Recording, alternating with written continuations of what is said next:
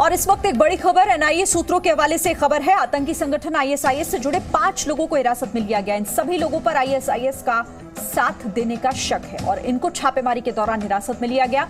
इससे पहले आज सुबह से आईएसआईएस से जुड़े हुए कई लोगों के खिलाफ एनआईए की छापेमारी की कार्रवाई चल रही है। छापेमारी की कार्रवाई दिल्ली, बेंगलुरु और कोच्चि समेत देश के 5 शहरों के 7 ठिकानों पर हो रही है। आतंकी गतिविधियों से जुड़े हुए एक मामले में 4 महिलाओं को एनआईए ने हिरासत में लिया था और उनसे पूछताछ के बाद एनआईए इन ठिकानों तक पहुंची जहां पर छापेमारी चल रही है। प्रमोद मेरे सहयोगी इस पर और ज्यादा डिटेल्स देंगे। प्रमोद, क्या है और खबर?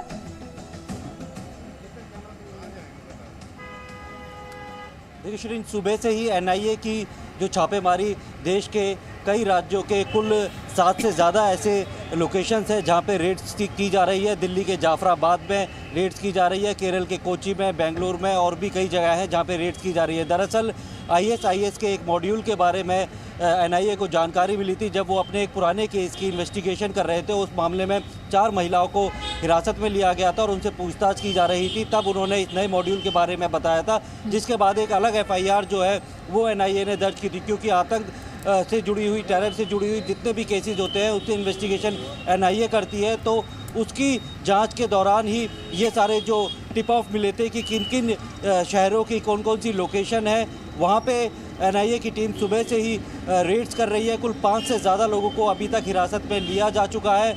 और ये दिल्ली का जो जाफराबाद है, यहाँ पर दिसंबर 2018 में भी एनआईए ने रेड्स की थी और कई लोगों को गिरफ्तार किया था और यहाँ से ग्रेनेड लॉन्चर समेत विस्फोटक सामग्री भी बरामद की गई थी। और इसके बाद अमरोहा या बाकी जगहों पे भी रेड्स की गई थी।